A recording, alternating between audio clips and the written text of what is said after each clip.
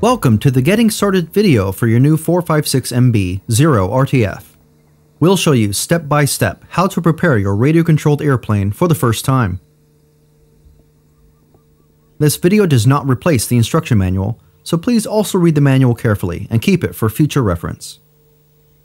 To correctly assemble your 456MB Zero RTF, you will need a pair of long-nose pliers, plus a large and small Phillips screwdriver.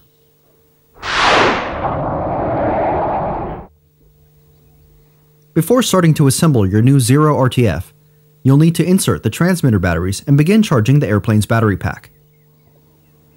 It's important that you always use brand new batteries and that you ensure the batteries are inserted correctly.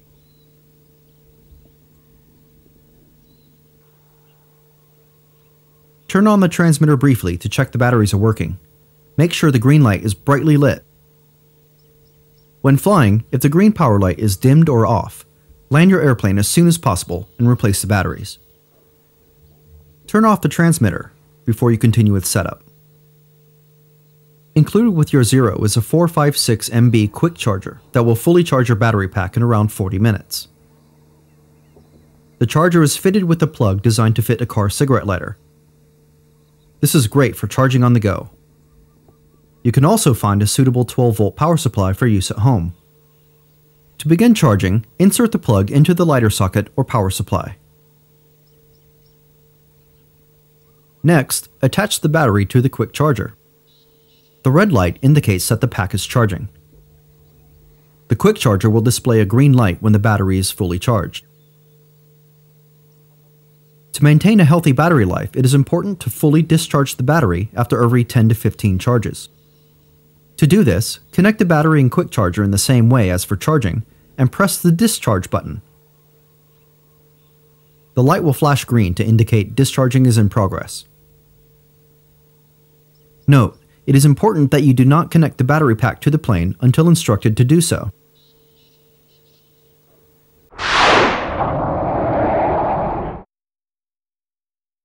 Now we will start to assemble your Zero. The first step of assembly is to mount the propeller. Hold the nose of the plane firmly and push the propeller onto the shaft. The motor is designed to sit at an angle, so the propeller appears to tilt. This is correct. Next, we'll install the landing gear. Take the tail landing gear and slide it into the slot at the lower part of the fuselage.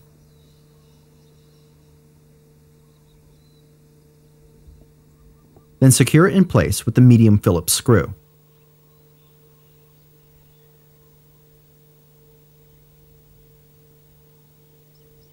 Next, take the main landing gear and firmly insert it into the lower part of the main wing so that it clicks into place.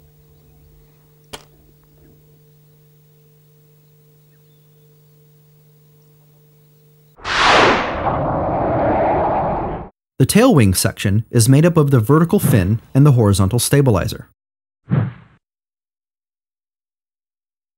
First, take the stabilizer and carefully peel the edges of the adhesive cover away and fold them outward. Do this on both sides. Next, take the elevator joiner and slide it into the tail of the fuselage as shown.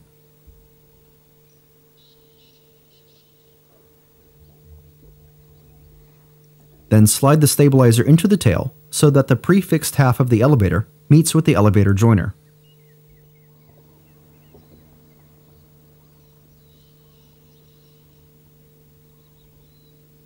Now, carefully insert the second half of the elevator into the elevator joiner and hold it parallel to the stabilizer, maintaining a 1mm gap between the elevator and stabilizer.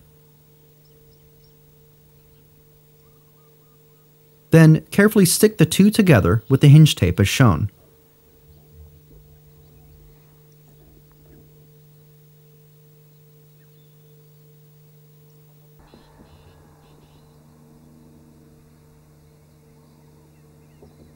Make sure that you maintain the 1mm gap. Do the same on the underside.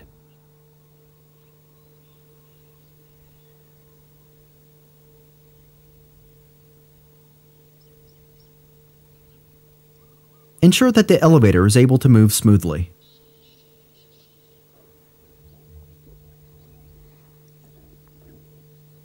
Finally, gently pull away the backing strips from the adhesive completely and press the two surfaces together.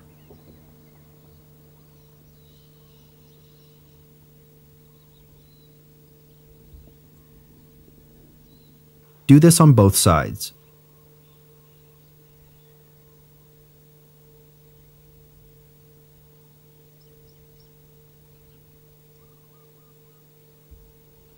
While doing this, ensure that the tail wing is at a 90-degree angle to the fuselage.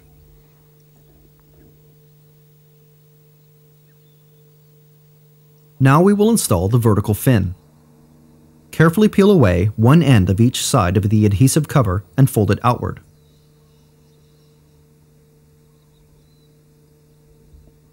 Then, slot the fin into the top of the fuselage tail.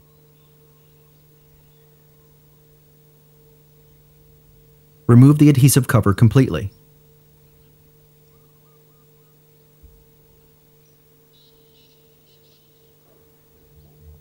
Press together both surfaces firmly. Do this on both sides.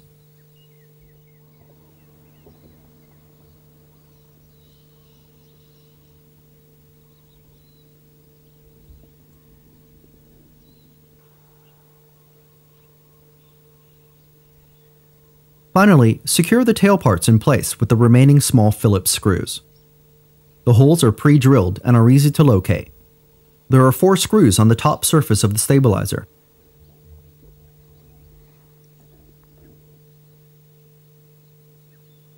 And 4 screws on the lower surface.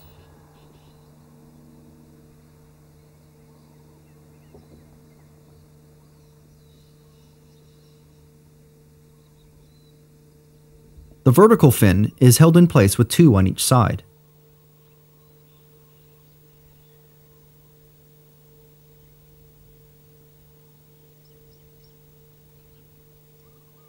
And finally, there are 2 on the upper side of the elevator joiner.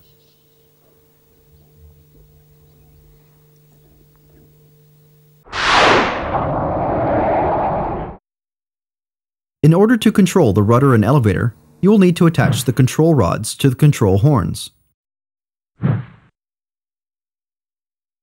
Both rods have a clevis pin at the end, which can be fitted in one of 3 positions.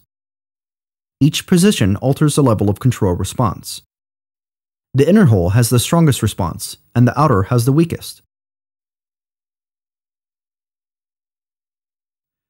You should begin with the weakest response, so for now, we will fit the clevis pin to the outer position on each horn.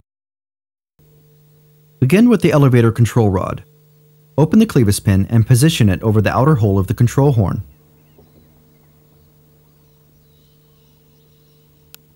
Then squeeze it shut. Do the same with the rudder control rod and control horn.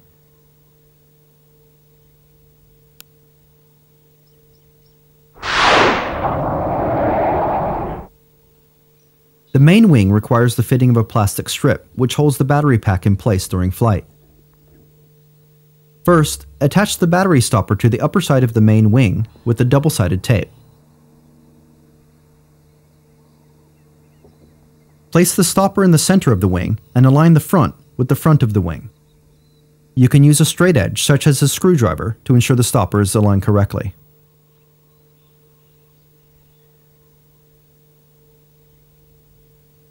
Installation of the main wing is very simple. Slide the wing forward so that the battery stopper sits inside the fuselage and the tab at the front of the wing slots into place. Then, secure the wing in place with the 2 wing screws. Do not over-tighten the screws, as this may cause damage.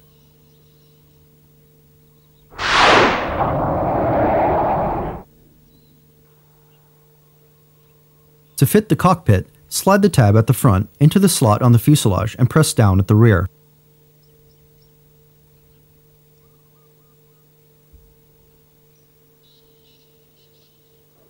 Now, assembly is complete and your Zero is ready for takeoff.